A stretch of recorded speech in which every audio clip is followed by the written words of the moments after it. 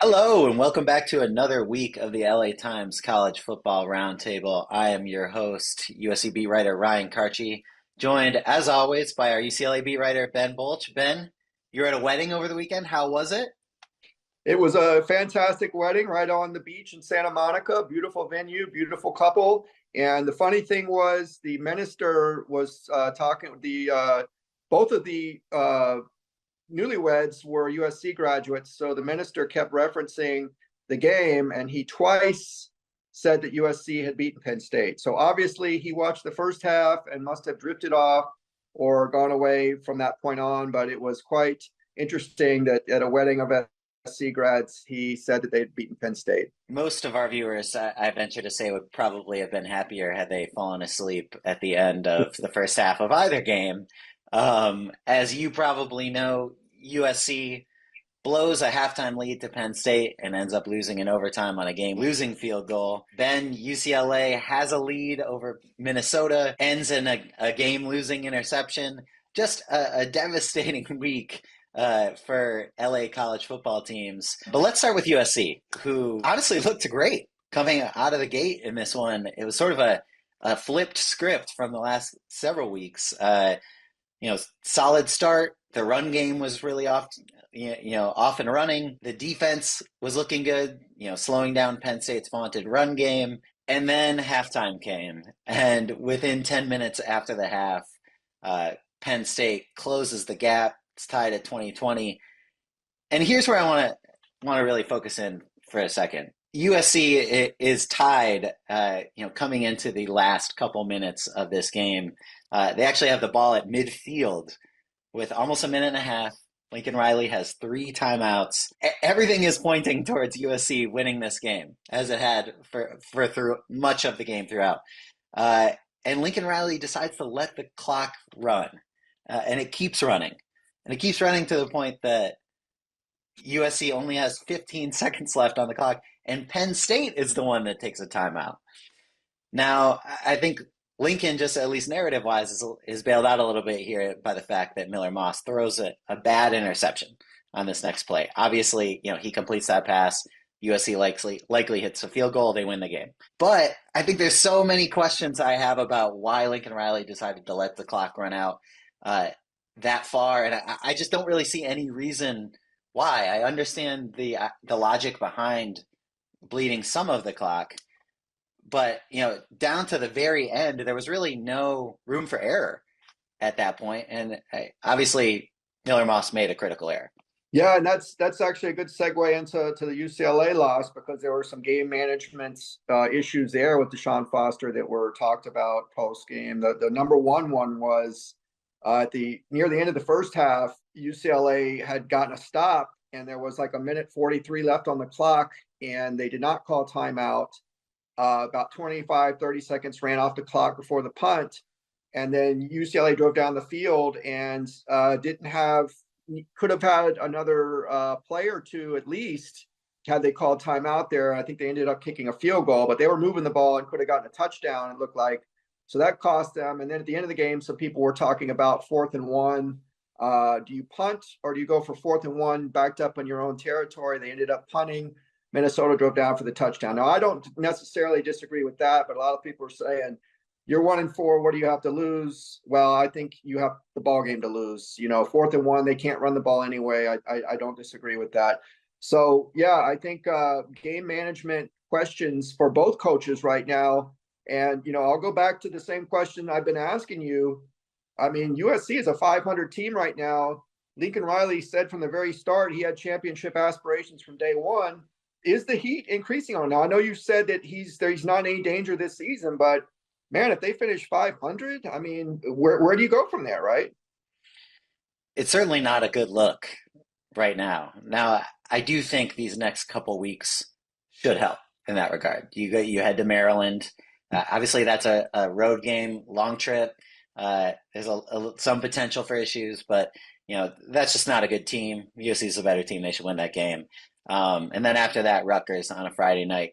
Some weird potential in both, but feels like USC should be able to get back on track. But I do think it is a serious question at this point. What Lincoln Riley is doing to change things, because it really feels like a lot of these games have come down to, errors made in his judgment. And I think, while players have certainly made some mistakes and the execution hasn't always been great, I think that margin being so thin, that's where coaching comes in. And we haven't really seen that in recent weeks from Lincoln Riley. And we've seen it in fits and starts. And, I thought his play calling was a lot better in this game. And, he leaned on the run when they needed to. There were times where they went away from it, but I just don't know how these coaches who are paid so much money have these questions about game management. Yeah, and with DeShaun Foster, it was a big question coming into the season because obviously he'd never been a coordinator or a head coach. And a lot of people were wondering if Eric Bieniemy was going to advise him in these situations. And that's still a little bit unclear, but DeShaun Foster has basically said, these decisions are my decisions. It's my team. I'm going to make the call. But, right now it's not, he hasn't made any decisions that have really worked out for this team. Now, for UCLA, transitioning here a little bit, I do think this is a chance for them this is kind of a chance for them to get well this week because they are playing on the road at Rutgers. But man, did you see Rutgers against Wisconsin? They just got steamrolled at home, 7 points at home. It looked like this was going to be a magical type of season for them. They started 4-0. They beat Washington at home and then went to Nebraska, lost, and then just got steamrolled at home by Wisconsin. So, UCLA's defense, which has been surging kind of in recent weeks, I think can keep up the heat on Rutgers. And I'm going to go on a limb here with one caveat. I'm going to say UCLA is actually going to win this week if the players remain bought in like they were last week. Now, I was watching that game on TV because I was at the wedding, but I noticed it was unmistakable, the energy on the sideline. Players were hopping up and down. They were juiced. They were bought in. But my question is, post-game, DeShaun Foster said some things that were kind of eyebrow-raising, particularly he called it a non-disciplined team. So to me, that's basically saying my guys aren't getting the job done. And my question to him when we meet with him later today is going to be, well, isn't that your responsibility to get these guys disciplined? So if they stay bought in and energized like they were last week, I think they will win this game at Rutgers. Yeah, I asked Lincoln Riley kind of a similar question in the postgame after USC's loss, just about at what point does it fall to him to make those changes that close the gap and these close margins. And I think it's really on both of these coaches. I think either team has shown some kernels of optimism or some things to build on.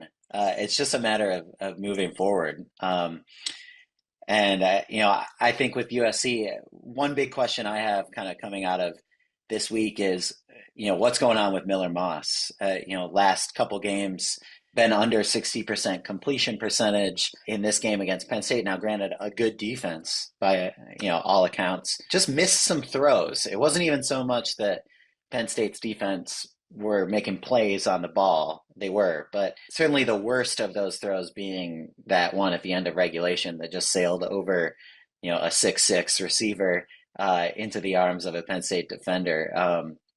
But there have been a couple of those decisions and just maybe a lack of sharpness these last couple of weeks. And, I'm sure we'll get answers from Lincoln Riley this week as to maybe what's going on with what defenses are doing to give Miller Moss more fits than they were at the beginning of the season. Yeah, that's a good segue into his counterpart at UCLA, Ethan Garbers, because he had 3 picks against Minnesota. Now, Minnesota has one of the best pass defenses in the country, and one of those passes was tipped, and the other one was a Hail Mary at the end of the game. But on the season, Ethan Garbers, 9 interceptions, 4 touchdown passes.